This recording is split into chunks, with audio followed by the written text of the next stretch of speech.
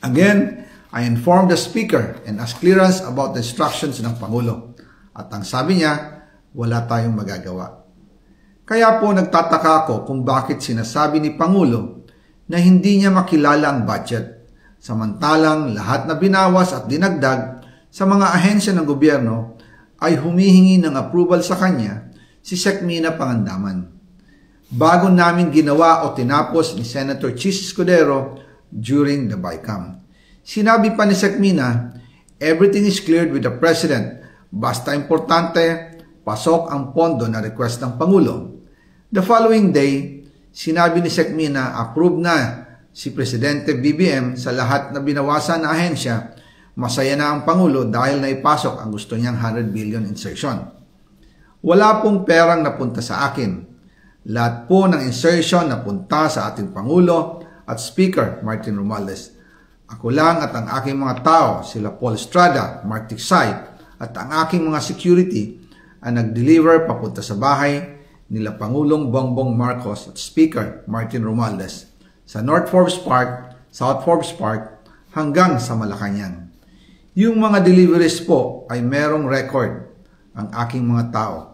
Totoo po yung sinasabi ni Orly Gutesa na nag-deliver siya sa Forbes Park.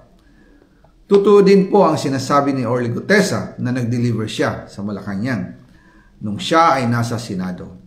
Para mapatunayan ang mga litrato na deliveries ay lalabas ko po together with this video.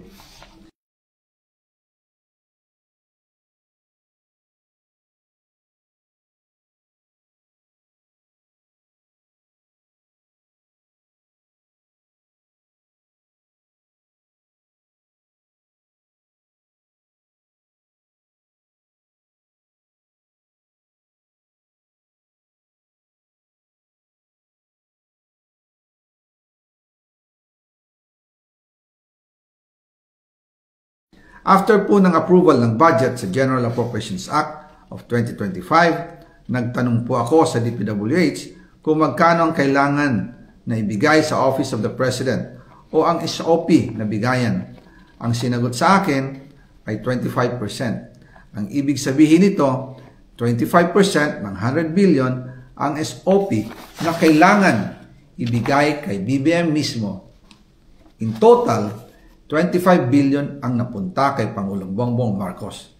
Kaya ngayon ay hinahamon ko si Ombudsman Remulla kung seryoso talaga siya sa mga sinasabi niya sa kanyang press release na idadamay niya pati si Martin Romualdez kung magbibigay ako ng ebidensya.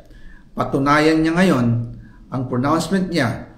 Imbestigahan niya ang fraternity Brad at ang kanyang kaibigan na si Speaker Martin Romualdez kung talagang tutupad siya sa tungkulin niya.